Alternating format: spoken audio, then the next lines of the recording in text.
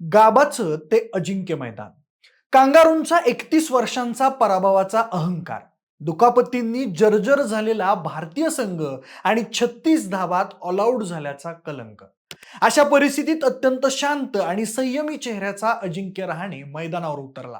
हातात कॅप्टन पदाची धुरा होती, पण मनात विजयाची आग होती. मेलबर्नच्या भूमीवर त्यानं ठोकलेलं ते ऐतिहासिक शतक म्हणजे भारतीय क्रिकेटच्या पुनर्जन्माची नांदी होती. त्यात कांगारूंचे बाउन्सरवर बाउन्सर अंगावर झेलत प्रत्येक अपमानाचा बदला आपल्या बॅटने देत अजिंक्यच्या नेतृत्वाखाली त्या भारताच्या पोरांनी ऑस्ट्रेलियाचा तो अहंकार अक्षरशः मोडीत काढला आणि बॉर्डर गावस्कर ट्रॉफी जिंकून अजिंक्यने तिरंगा उंचावला. तेव्हा ते केवळ सिरीजचं जिंकणं नव्हतं, तर अख्ख्या भारतीयांच्या मनावर केलेलं अधिराज्य होतं. आणि कट टू आजच्या व्हिडिओ मधला अजिंक्य. चेहरा पडलेला, नजरेतली ताकद अक्षरशः उतरलेली, मनातून पोखरल्याचा सूर उमटलेला आणि जाहीर केलेली रिटायरमेंट. म्हणजे अजिंक्यने नुकतीच त्याच्या इंटरनॅशनल खेळातून रिटायरमेंट जाहीर केली. पण त्याच्या बोलण्यातून काहीसा एक वेग कळून येत होता की त्याच्या क्रिकेटच्या आयुष्यात आलेला डाऊनफॉल हा खरंच खूप वेदनादायी होता. पण त्याच्या सोबत असं काय घडलं, अजिंक्यनं निवृत्ती कोणत्या कारणांमुळे घेतली, याबद्दलची संपूर्ण माहिती आपण जाणून घेऊया आजच्या या व्हिडिओच्या माध्यमातून. नमस्कार, मी प्रथमेश आणि तुम्ही पाहताय विषयच भारी. भारतीय क्रिकेटचा तो एक शांत, संयमी आणि तितकाच बाणेदार शिलेदार, ज्यानं मैदानावर कधीच कुठली गर्जना केली नाही, पण त्याच्या बॅटच्या खडखडाटाने जगातल्या भल्या भल्या बॉलर्सला शांत केलं. त्या अजिंक्य रहाणेनं 30 जुलै 2026 रोजी आपल्या आंतरराष्ट्रीय क्रिकेटच्या प्रवासाला पूर्णविराम दिला. सोशल मीडियावर एका भावूक व्हिडिओद्वारे त्यानं जेव्हा कॅप नंबर 278 सायनिंग ऑफ म्हटलं, तेव्हा त्याच्या बऱ्याच फॅन्सला वाईट वाटलं. डोंबिवलीच्या लोकल ट्रेनच्या गर्दीतून सुरू झालेला एक प्रवास आज क्रिकेटच्या जगतात अमर झालाय. अजिंक्य म्हणजे ज्याला जिंकता येत नाही असा, पण या अजिंक्यनं स्वतःच म्हटल्याप्रमाणे क्रिकेटनं त्याला अनेकदा पराभव दाखवला. तरी तो जगातल्या क्रिकेट प्रेमींच्या हृदयात कधीच पराभूत झाला नाही. मंडळी, डोंबिवलीवरून भल्या पहाटे बॅग पाठीवर टाकून मुंबईत मैदानाकडे जाणाऱ्या एका लहानग्या अजिंक्यच्या स्वप्नांची पूर्तता 2021 मध्ये झाली, जेव्हा त्यानं भारतीय संघात पाऊल ठेवलं. नंतर पुढे जाऊन कसोटी क्रिकेटमध्ये भारताच्या मधल्या फळीची तो ढाल बनला. जेव्हा जेव्हा दुसऱ्या देशात मॅच असो, मग ती लॉर्ड्सची हिरवीगार पट्टी असो, दक्षिण आफ्रिकेची उसळती खेळपट्टी असो, की मेलबर्नचं मैदान असो, भारत संघ संकटात सापडला तेव्हा अजिंक्य तिथं खंबीरपणे उभं राहिला. लॉर्ड्सवर 2014 मध्ये त्यानं मारलेले ते शतकी नॉक, किंवा 2020-21च्या बॉर्डर गावस्कर ट्रॉफीमध्ये 36 धावांवर संपूर्ण संघ ऑल आऊट झाल्यावर विराट कोहलीच्या नसण्यात त्यानं संघाचं नेतृत्व करत मेलबर्नमध्ये ठोकलेले ऐतिहासिक शतक आणि ती मालिका 2-1 न जिंकून दिलेला तो खतरनाक विजय, हे क्षण भारतीय क्रिकेटच्या इतिहासात सुवर्णाक्षरांनी लिहिले गेले आहेत. पण एक कॅप्टन म्हणून खेळलेल्या 6 कसोटी सामन्यांपैकी 4 विजय आणि 2 ड्रॉ म्हणजे अजिंक्य एकही सामना हरला नाही. हा त्याचा कॅप्टन्सीचा अबाधित विक्रम आजही त्याच्या नावाची साक्ष देतोय. पण मंडळी, क्रिकेट हा खेळ जितका सुंदर आहे तितकाच तो निष्ठुरही आहे. खरं तर 2019-20 नंतर अजिंक्यच्या फॉर्ममध्ये घसरण सुरू झाली. ज्या अजिंक्यनं कठीण काळात धावांचा डोंगर रचला, त्यानंतर त्याच्या बॅटमधून सातत्यानं मोठ्या धावा येणं कमी झालं.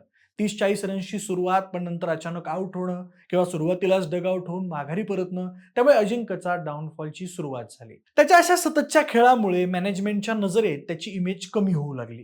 त्यामुळे संघातलं त्याचं स्थान डळमळीत झालं. त्या डाऊनफॉल बद्दलचा इतिहास बघायला गेलं तर 2022च्या सुरुवातीला दक्षिण आफ्रिका दौऱ्यानंतर त्याला संघातून वगळण्यात आलं. पण हा अजिंक्य सहजासहजी हार मानणारा नव्हता. त्यानं पुन्हा रणजी ट्रॉफीमध्ये मुंबईकडून खेळायला सुरुवात केली. स्थानिक क्रिकेटमध्ये तासनतास घाम गाळला आणि IPL मध्ये चेन्नई सुपर किंग्स कडून खेळताना एका नव्या आक्रमक अवतारात पुनरागमन केलं. त्याच्या या धडपडीमुळेच त्याला 2023च्या वर्ल्ड टेस्ट चॅम्पियनशिप फायनलसाठी पुन्हा भारताच्या संघात बोलावण्यात आलं. तिथेही त्यानं पहिल्या डावात 89 धावांची झुंजार खेळी करत आपण आजही तितकंच सक्षम आहोत हे सिद्ध केलं. परंतु दुर्दैवानं वेस्ट इंडिज दौऱ्यानंतर आत्ताच्या ताज्या दमाच्या तरुण खेळाडूंना संधी देण्याच्या धोरणामुळे आणि सातत्याच्या अभावामुळे त्याला पुन्हा एकदा संघाबाहेर जावं लागलं. म्हणजे आजच्या आधुनिक आक्रमक भारताच्या संघाशी जर तुलना केली तर अजिंक्य रहाणे हा एका वेगळ्याच मूल्यांचा आणि टेक्निकली स्ट्रॉंग खेळाडू होता.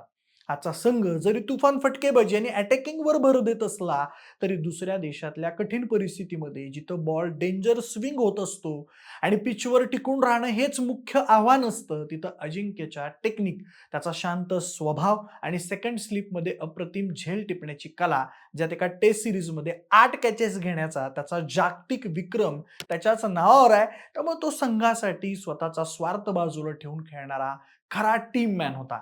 म्हणजे त्याची संपूर्ण आंतरराष्ट्रीय कारकीर्द आणि स्कोर कार्ड त्याच्या मेहनतीची साक्ष देतं. अजिंक्यनं 85 कसोटी सामन्यांमध्ये 38.46च्या सरासरीनं 5,077 धावा केल्या, ज्यामध्ये 12 शतकं आणि 25 अर्धशतकांचा समावेश आहे. त्यासोबत ओडियामध्ये त्यानं 90 सामन्यात 35.26च्या सरासरीने 2,962 धावा फटकावल्या, ज्यात 3 शतकं आणि 24 अर्धशतकं आहेत. तसे T20 इंटरनॅशनल मॅचेसमध्ये त्याने 375 धावा केल्या आहेत. अशा तिन्ही फॉर्मॅट मिळून तब्बल 195 आंतरराष्ट्रीय सामन्यात 8,414 धावा आणि 15 शतकं ही त्याची आकडेवारी आहे. पण आजच्या व्हिडिओमध्ये त्यानं त्याच्या आयुष्यातला सांगितलेला अनुभव, क्रिकेट विषयीचं त्याचं प्रेम, त्यानं इंटरनॅशनल क्रिकेटमध्ये केलेली प्रामाणिक कामगिरी पाहून आपलं मन भारावून जातं. म्हणजे अजिंक्य हा एक मराठी मनाचा प्रामाणिक खेळाडू आहे. आजवर आपण त्याच्याकडं एक टेक्निकली स्ट्रॉंग प्लेअर म्हणून बघत आलोय. हीच टेक्निकल स्ट्रॉंग बाजू आजच्या टीममध्ये कमी पडलेली आपल्याला दिसून येते. याचा प्रत्यय आपण नुकत्याच झालेल्या इंग्लंड टूरमध्ये बघितला. पण अशाच कठीण काळात अजिंक्यच्या हातात असलेली कला आणि ज्या पद्धतीनं तो संघासाठी ढाल बनून उभा राहतो हे वाखाणण्याजोगं आहे. बाकी मैदानावरचा तो शांत चेहरा, सेंचुरीनंतर अगदी साधेपणानं उंचावलेली बॅट आणि सहकाऱ्यांच्या यशात मनापासून आनंदी होणारा तो दिलदार माणूस आता निळ्या किंवा पांढऱ्या जर्सीत पुन्हा दिसणार नाही. पण भारतीय क्रिकेट जेव्हा जेव्हा आपल्या सगळ्यात मोठ्या आणि ऐतिहासिक विजयाची पानं चाळेल, तेव्हा तेव्हा अजिंक्य रहाणे हे नाव अक्षरशः सुवर्ण अक्षरांनी चमकत राहील. संकटाच्या वेळी देशासाठी भिंत उभारून उभ्या राहणाऱ्या या खेळाडूला आणि त्याच्या या अविस्मरणीय प्रवासाला संपूर्ण देशाचा कडक सॅल्यूट. बाकी मंडळी, अजिंक्यच्या रिटायरमेंट बद्दल तुम्हाला काय वाटतंय ते आम्हाला कमेंट बॉक्समध्ये नक्की सांगा. सोबतच आपल्या विषय भारीच्या YouTube चॅनलला सबस्क्राईब करायला अजिबात विसरू नका. धन्यवाद.